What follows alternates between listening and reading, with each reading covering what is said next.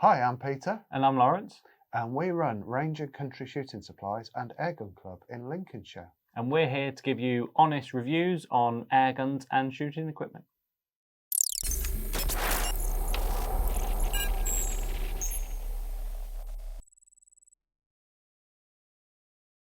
Today we're looking at Kral's best-selling Puncher NP02 multi-shot PCP air rifle.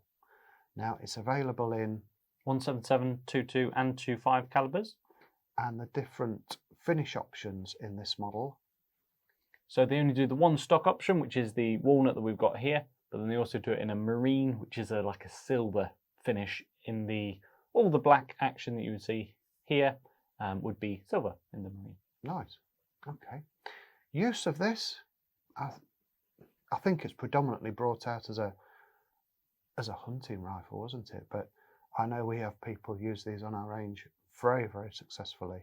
Yeah, absolutely. For target shooting. Like you say, it's their best-selling rifle. It's one of their sort of entry-level rifles.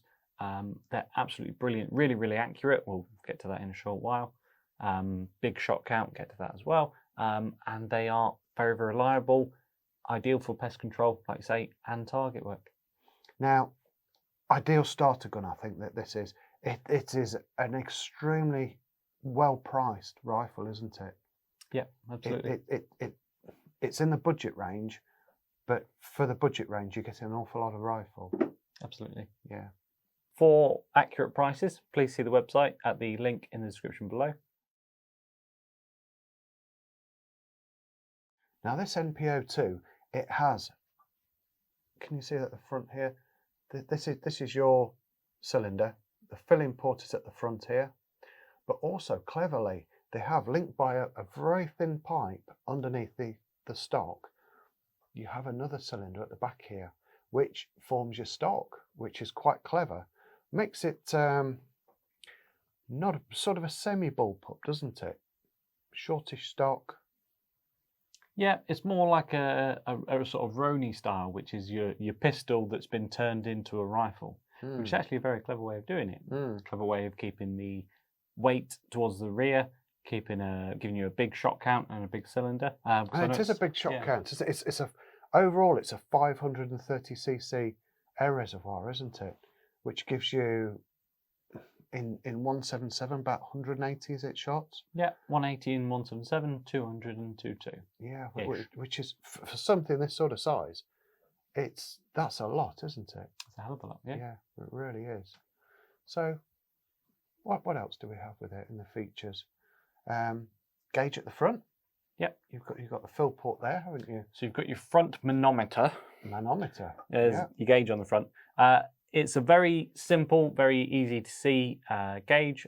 You've got yellow being 0 to 100 bar, green being 100 to 200, and you've got red above 200.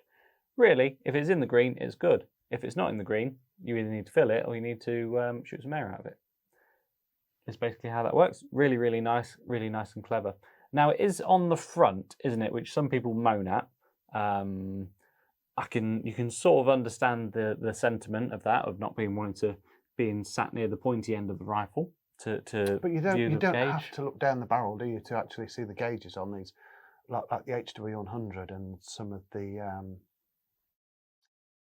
FXs where the gauge is on the end.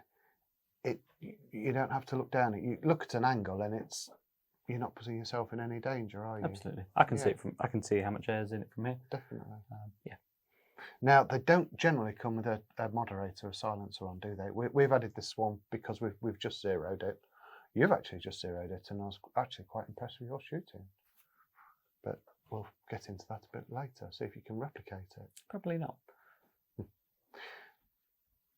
Interestingly, we've got a little knob here, haven't we? Which caught me out, didn't it, actually, when we were zeroing it. So that's that just there.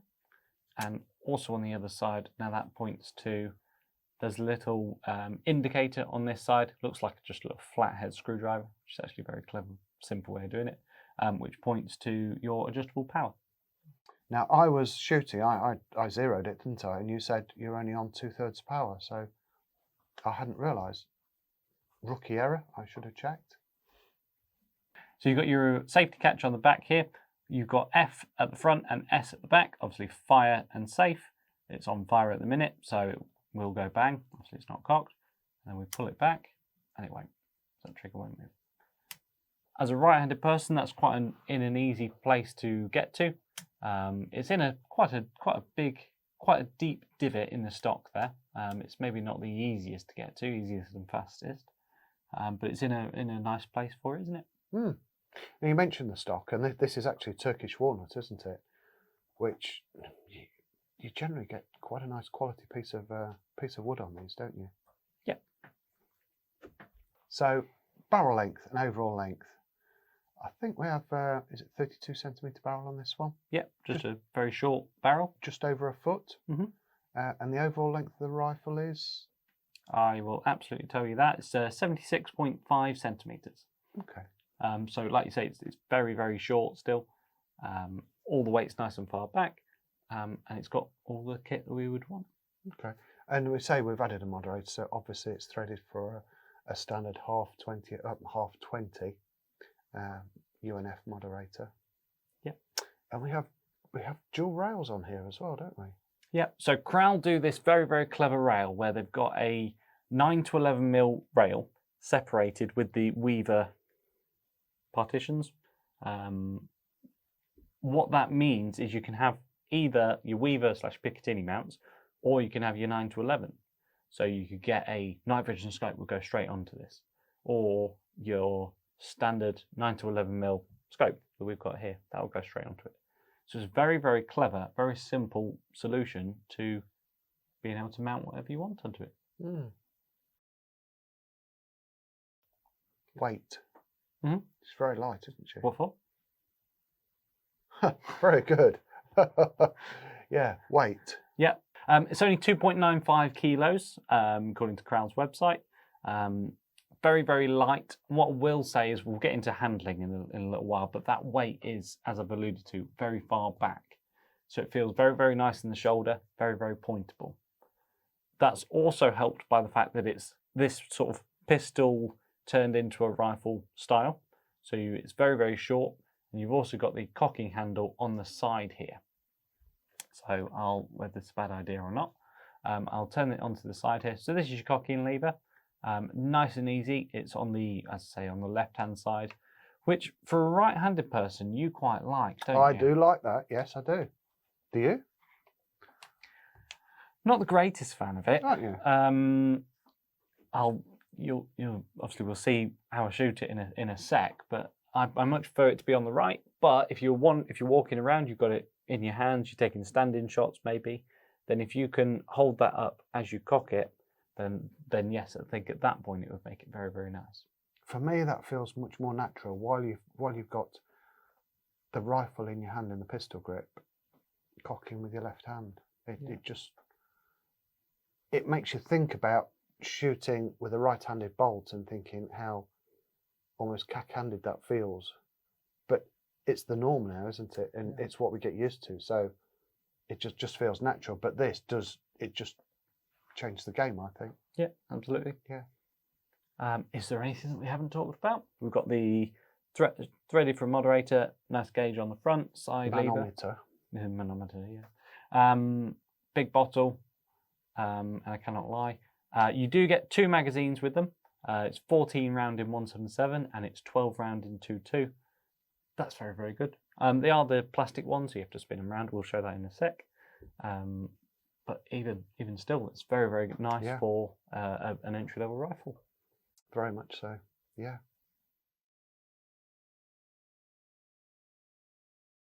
Now, Lawrence is going to prepare to have a shoot of the rifle. I'm going to load the magazines up and show you how that's done. So we have to preload these magazines with 1 pellet in from the back to start with. So we wind the perspex cover all the way. I'll actually load this one from the front. So pop it in with a finger at the back to stop it going back, and then we load it up. Now I'm probably only going to put in a few pellets here. We have zeroed this already, and it was really quite impressive, wasn't it, Lawrence? Yeah. It was for an extremely budget air rifle. I was very pleased with it, even with my shooting prowess. It's a very strong word. This thing doesn't like sitting still on this beanbag. There we go. Okay. Now So, we're using standard Air Arms Diablo field pellets, as we do with testing most rifles. And over to you, son. Okay. So we've got this nice side lever on the side here, on the left-hand side. So pull that back. Magazine goes in from the right-hand side. Locates in. Bolt forward, and we're ready to go.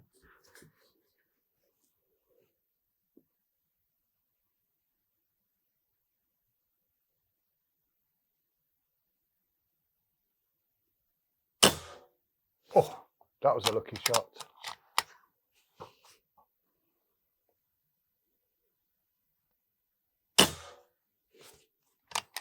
That wasn't. Still good for you.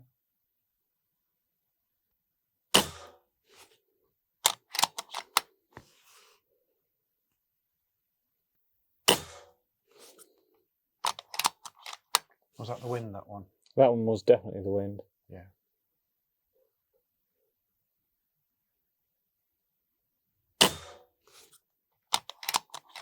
Just to say, this is an indoor range, so obviously there is no wind. Only Lawrence's hot air.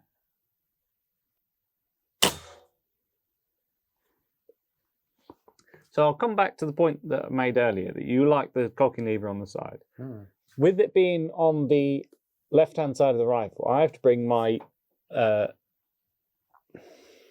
hand that's under the butt of the rifle here, that's steadying me. I have to bring that all the way up to the front here. So I have to lose my steady and go from there, instead of being able to just use the right hand and go from there. But that's just personal preference. It is, yeah. Everybody's different, as we know. And what do we think of that? That was all right. Not my best shooting, I have to say, but the rifle was absolutely putting the pellets where I was aiming. Yeah, that was very, very good for the price of the rifle. And I'll say it again, it really is a surprising rifle. You get an awful lot for your money with this one, and it is still an extremely budget rifle. A lot cheaper than a lot of rifles on the market today. It's still proves to be one of the most popular and the best. Mm-hmm. Yeah. Definitely. So in summary, it's a not too expensive multi-shot. You get plenty of kit with it. I think we forgot to say that it even comes in a hard case. We didn't say it comes in a hard case. It gets its own hard case. It gets even better for that price. Yeah, absolutely. With a hard case. Yeah. Who'd have thought? So you get an accurate rifle with a big shot count, 2 magazines, all signal dancing, a single shot tray, your fill adapter, and there's your barrel finisher that you would get on the rifle as standard. 2 mags, hard case, high capacity rifle. What's not there to love? Absolutely. Brilliant. Thank you for watching. Don't forget to like and subscribe. Thank you very much for watching. Thank you. Bye. Bye.